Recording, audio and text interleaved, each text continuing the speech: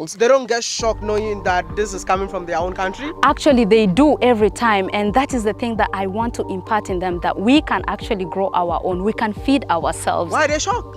Because we're so used to depending on other countries to doing things for us, you know, so we don't believe in our own. And that is the narrative, the colonization narrative that we have adopted as a people, and we want to change that. We are great people. Africa, our motherland, is a beautiful place to be. You know, the funny thing is that whenever you're in Africa, the feeling of acceptance and being with your own people, I don't have to worry about racial profiling or being harassed on the streets like I did in America.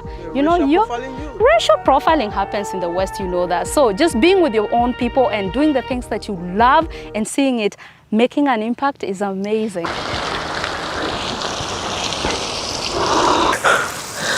Good morning from South Sudan, the world's youngest country. It's your favorite village boy, Mr. Ghana, baby, right here in the farm. You know what? I told you guys that I was born in a village. I'm also a farmer, so farming videos are my all-time favorite videos that I enjoy doing. I've been telling each and everyone out there that it's time for each and every young African out there to own a farm, because 60% of the world arable land is here in Africa. So why are you guys wearing suits, sitting in banks as if you've made it and leaving all these things for others? I mean, in Africa, they even train us to say that only poor people can own a farm. So if you ask so many Africans, do you want to be a farmer? They will tell you, hell no, because I don't want to be poor.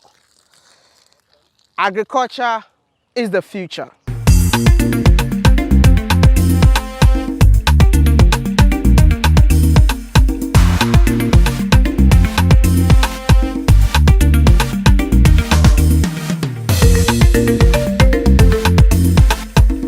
I mean, can you believe that this farm right here belongs to a young woman who lived in America, and she decided to leave America and then come here to be a farmer? I know some of you might think that something is really wrong with her, but hey, we need to talk to her and find out if something is really wrong with her. You know what? Do me a favor, because this video is mind-blowing. So all you need to do to help me is to like this video. Don't forget to share to friends and family, please, and help us reach 800,000 subscribers. Come with me. Let's go talk to her. Hi. Hi, Wadamaya. It's good to see you. Good to see you too. Oh my goodness. Because of you, I have to fly all the way from Accra to Juba. That is crazy. You are an inspiration. You are too. Has anyone ever told you that? People have told me that before. But do you know that you are an inspiration to so many people out there? I believe I am, because you're here. Oh my goodness. Tell me, who are you and what's your name? Sure, my name is Joy Ladu, and I am an agripreneur here in Juba, South Sudan. Your name is Joy? Yes. Now I think you can I hold your hand? Can you measure the joy in my heart? This is the joy that I feel whenever I see young Africans like you winning. I'm so proud of you. Thank you. And I think you need to help me inspire so many young Africans out there. Tell me, how does this journey all started? Were you born and raised in here? No, I was not born and raised here. I was born in South Sudan, okay, but then my family moved to Kenya when I was barely 2 weeks old because of the civil war.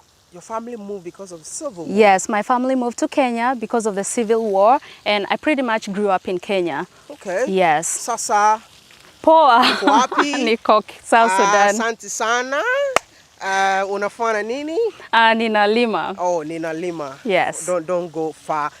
From Kenya, what happened? So I studied in Kenya, did my secondary school education, and then I was lucky enough to get a scholarship to go and do my post-high school in Norway for 2 years. Okay. And then after that, I was also lucky again to get another scholarship to go to America. So I went to America to do my university, my undergrad and postgrad. How long did you stay in America? I stayed in America for 8 years. Come on, I mean, postgraduate? Yes. It's just 2 years? Yes. You ended up staying for 8 years? Yes. What happened? Tried to really figure out myself after education. You know, sometimes you just want to find yourself out, because at that point I actually realized that what I had studied, because by career training I did public health, specifically infectious disease epidemiology. So after finishing my postgrad, I was conflicted. I feel like I had a passion deep within me that I had restricted for the longest time. Whoa. Yes. And that passion is? That passion is agriculture. And you decided to leave America and then come to South Sudan to start farming? Yes. I don't know if I can check if something is wrong with you. I mean, can I check that? They say great things are actually done by people who you would call them crazy. You know, you don't have to be similar. You don't have to do or follow a path that everybody follows. Sometimes you just have to be different, and in difference, you can actually make an impact. So, I mean, if you want to be a farmer, definitely you grew up in Kenya, right? Yes. So why not Kenya, but decided to come to South Sudan? Because this is my ancestral land. There is something so strong about home. You know, I believe that wherever you go in the world, your home is always going to call you back. It doesn't matter. So South Sudan is the land of my ancestors. I decided to come back and be with my people, because when I'm here, I feel so much joy, you know?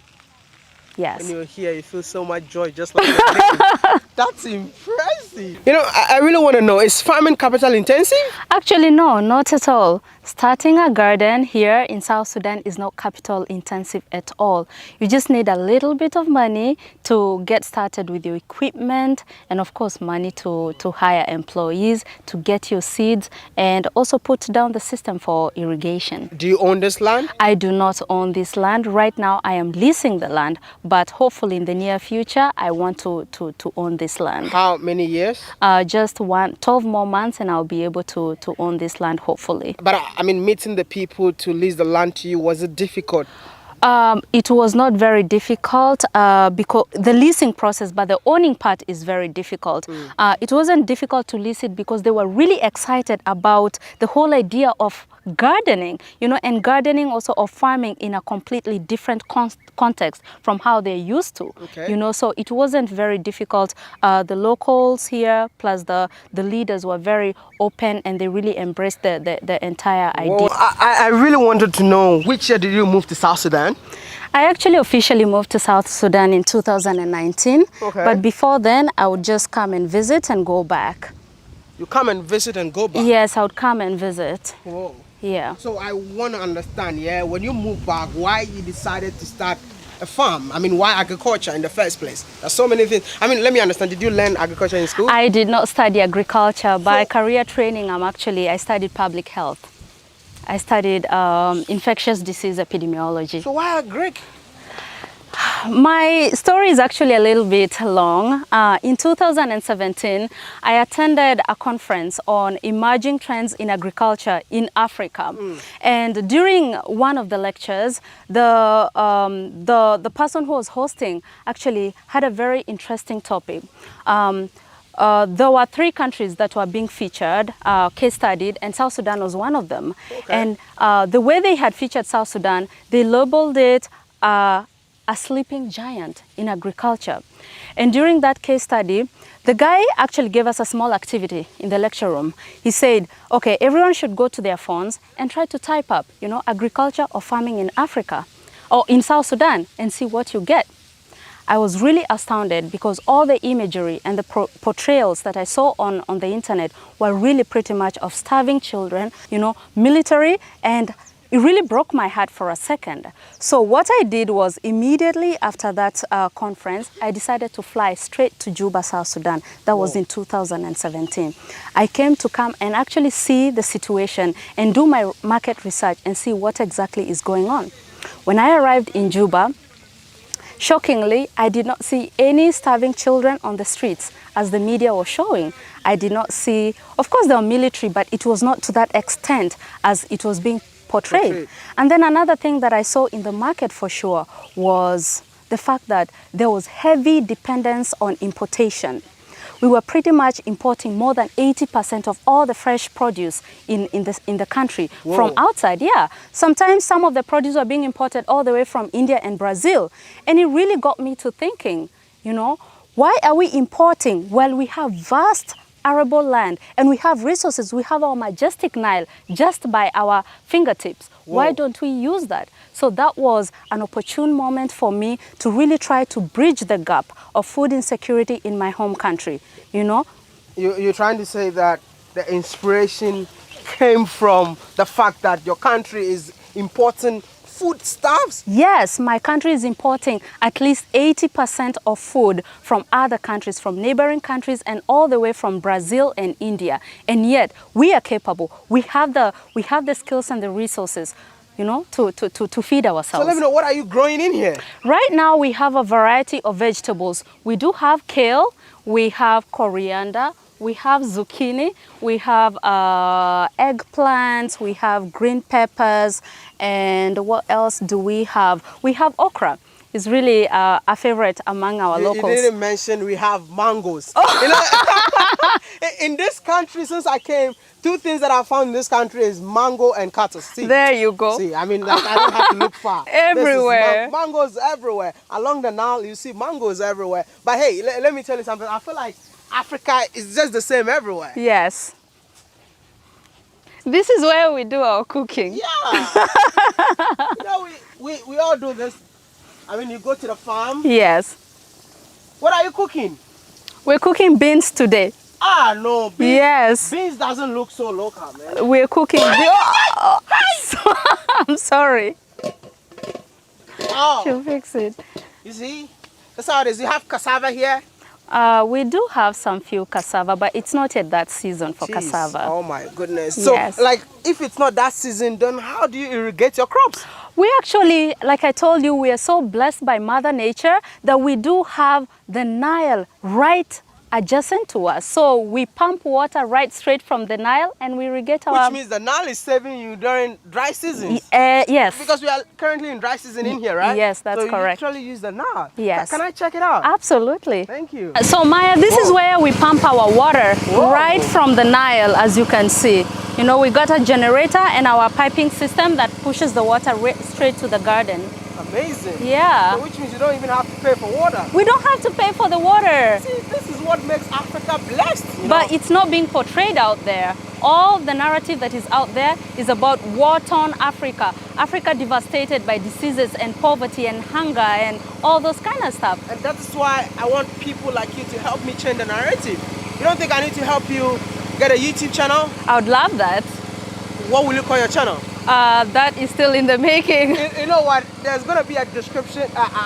There's going to be a channel link in the description. We don't have any idea of the name that we're going to call the channel, but I know that she's going to have a channel right here. So hey, do me a favor, go to your description box, go click on it, go to your YouTube channel, go and subscribe, and tell her that what Maya told you to subscribe. Thank you so much. You know what? Yeah. I'm walking barefooted because I want to connect with nature in here, you know. It feels so good to be back again in the farm. Yeah. But I just want to ask you, how does it feel to be a farmer? That is a very interesting question, Maya. You know, there's something really therapeutic, as you would say, about being a farmer and just being out in the nature, connecting with Mother Earth. You know, it is very therapeutic. And then also as a farmer, really to see the hard work of your hands, you know, being able to feed other people when you plant your seed until all the way and nurture it all the way to selling it, it gives you a sense of fulfillment, you know, and then also you're really contributing directly towards problems in the country, problems in the economy. In Africa, yes, we tend to say that farmers are supposed to be poor, but I don't think you're poor. I think the idea of poverty is a mindset. Thank you. It is a mindset. Poverty is something that you're taught, you know, you're taught. You can do anything to improve your life. And you don't have to do the normal things that, or the status quo that people teach you, that you have to go to school and become a doctor, become an engineer to become rich. Wealth, you can create it from anything, from the passion that you have. You know, you just need a plan, a passion, and you can have all that you want. Can I hug you? Can I hug you, please? Go. I feel like you spoke from the soul, and thank you. It really touched me. I mean, growing up in Africa, we're told to go to school. Yes. get married, get a job, and that's it. Build your house, have your cars, you've made it in life, right? We have so many young Africans out there who think like that. Based on your experience, do you think there's something wrong with our education system? I would actually say there is something concretely wrong with our education system. But that's why I want to give my message to every young African out there. Dare to be different. Dare not to follow the path or the ways that everybody is follow. You can be different and carve your way out and still make a living and be happy and make an impact. You know, you can do that. You can do that. How many people have you employed in here? I do employ 12 people, but we also do have volunteers who come through the training process. Training process? Yes, so we do train. You are training people Yes, too. I do train the local community, and then I do have staff from other organizations that come. We train them here for a period of a month, you know, impart them with skills so that they can go out there, establish their own gardens if they can. You know, the more people get into this, the better for the country, the better for the economy, so that we don't need to depend on our country or our government to support us, you know, and empower the youth. They are the future of any country. So that's what I do. I focus mostly on youth and women, and I train them so that they can also go and start their own and feed their families. And when a youth is empowered, a youth of a nation is empowered, or the women of the community is empowered, then we'll be able to actually break the tendency of dependency on aid and other organizations from coming and help and really feeding us. You know, it's really building resilience and then also self-sufficiency for the long term. Because, for instance, with COVID-19, think about it. If the borders are closed and we're really relying and depending on other countries to provide us with food, who's going to feed us? Really, our well-being is dependent on the mercy of other countries. So that's why I do that, to empower my own people. Self-sufficient now. And resilience. Major challenge that you faced when you started establishing this in here? Just like any other business, the beginning few years to months to years are usually very difficult.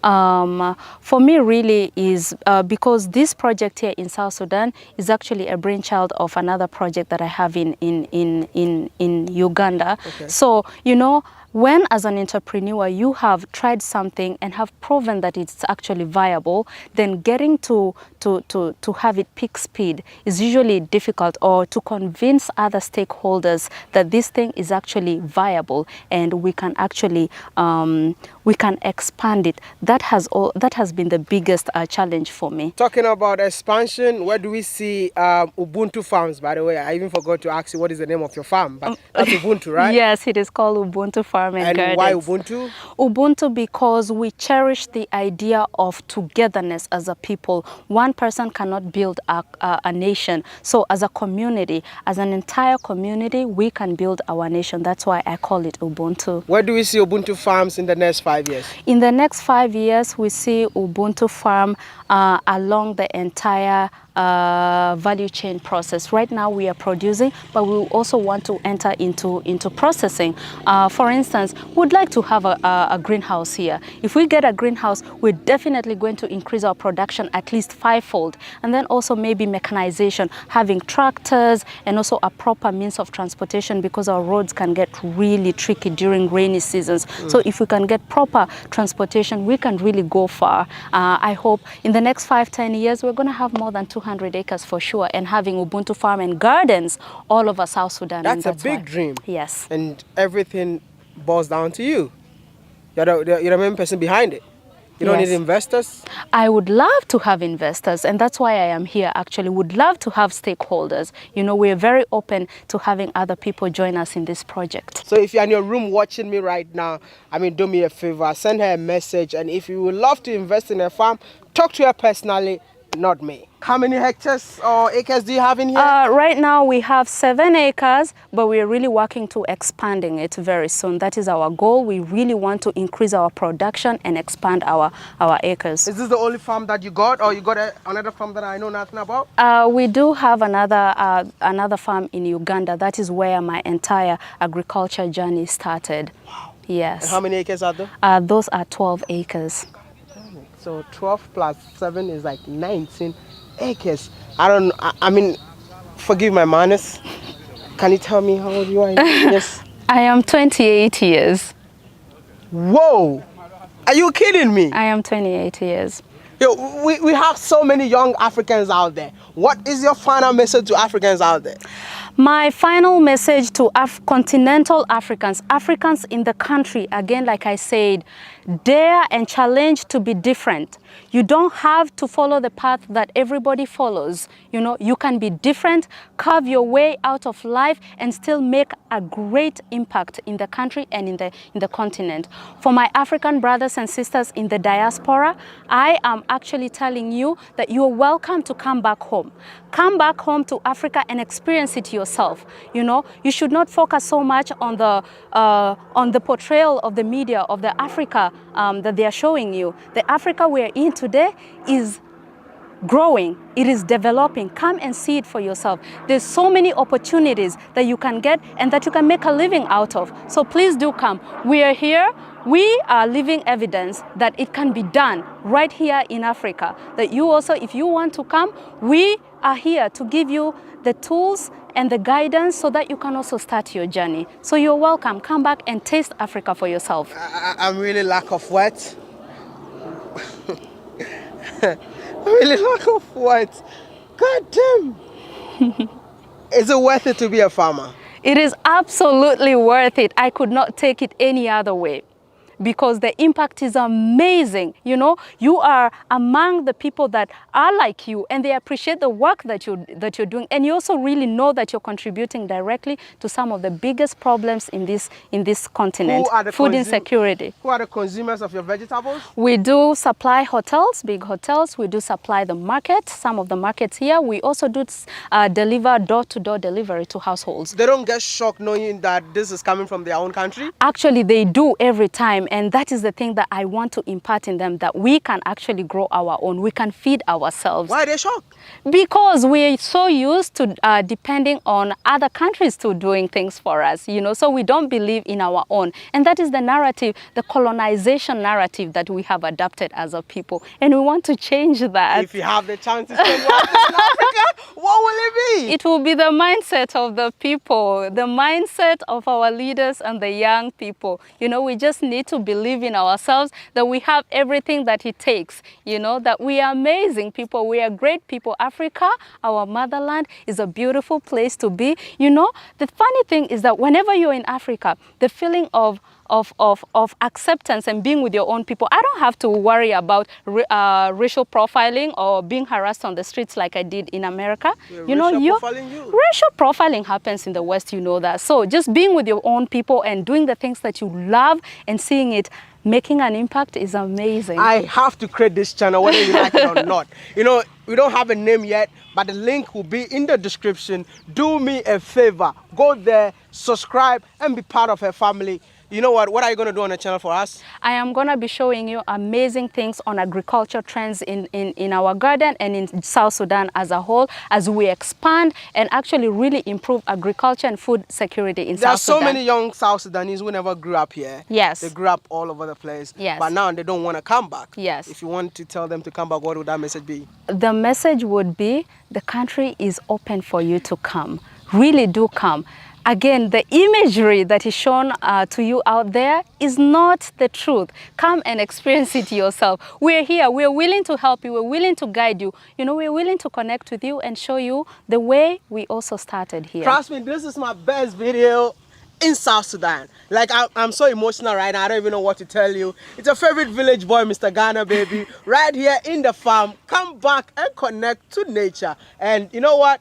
Don't forget to like, subscribe, and be part of this awesome family. I'll see you in the next one. Aya Maya. Peace out.